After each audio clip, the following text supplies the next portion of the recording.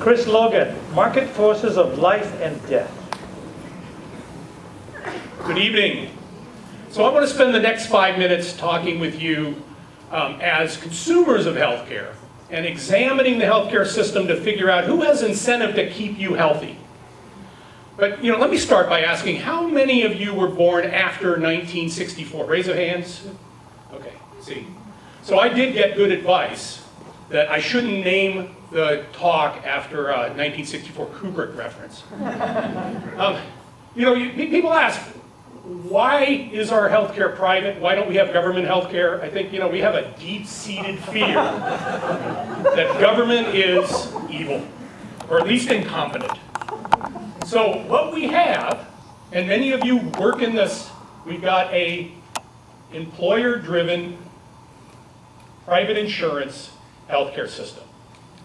And what I want to do is look at this as a consumer of healthcare, drill into the business models here, and understand who has incentive to keep you healthy.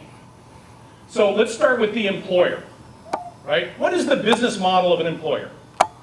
Right? What is the business model of a business? Right? They sell stuff. That's what they do. They sell stuff. They build stuff, and they sell stuff. And we hear the crazy things about what businesses do in order to sell their goods. Right? We hear things like Coke spends $3 billion a year on advertising. Right? So you end up with a Coke can that has 7 cents of advertising in it, and you buy it for 35 cents. Right?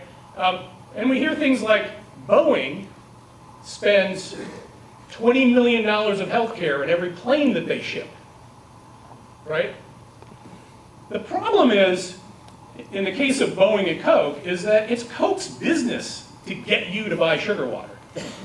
It's not Boeing's business to provide health care. So the problem with healthcare from an employer perspective is it's on the wrong side of the ledger, right? That the bottom line is healthcare is an expense to an employer that they just want to minimize.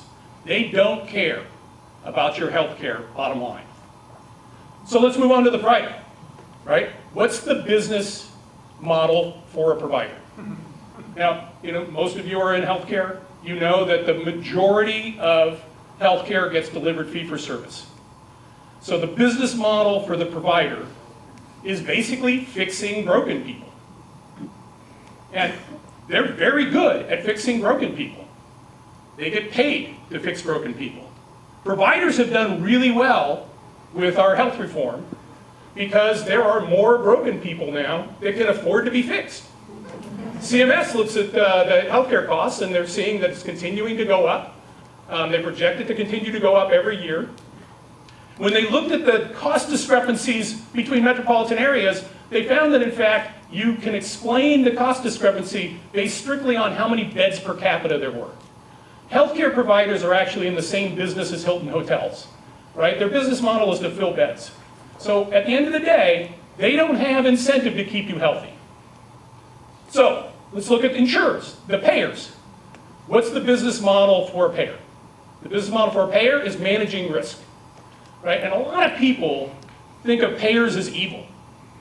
And they think of that because the way payers have often managed risks is by refusing policies and denying care. Right? They've behaved in fairly bad ways from the point of view of the consumer of healthcare. But the rules are changing for payers. Right? It's now very difficult for payers to behave in those ways in order to mitigate risk. So payers are figuring out that they can mitigate risk by partnering with their members. And by partnering with their members, they can focus on how to care for them and who to keep based on going to efforts to keep healthy people in those plans. So I know what you're thinking. You're thinking, okay, really? The payers, these guys, are the ones who I'm going to depend on to keep me healthy? And I'm not saying you've got to love the 3 carriers that are going to be left in this country. What I'm saying is, you need to understand where the incentive is, who has the incentive to keep you healthy, and look beyond just the premiums and the reimbursements and look for the payers who are engaging with you to keep you healthy. So I'm Chris Logan, I'm the CEO of CAPC Health, and we provide tools and programs for payers. Thanks very much.